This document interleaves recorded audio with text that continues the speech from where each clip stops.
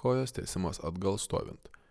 Ateiname prie sienos, per pilnai ištiestas rankas nuo jos atsistumiame, rankos pečių plotyje ir kojos taip pat. Atsistumus nuo sienos surandame tinkamą padėtį, kai nei per daug į priekį, nei atgal nepasvirėsame. Pradėsime pakeldami vieną koją čiut nuo žemės ir ją laikydami ištiestą apie 20-25 iki 30 laipsnių stumsime ją atgal vedami kulnies. Taigi pakeliame ir traukiame koją atgal. Viršutinę kūno dalį išlaikome tiesę, nesiverčiame. Atlikus 4-5 pakartojimus keičiame kojas. Vėl pilnai ištiesdami koją stumiame ją atgal.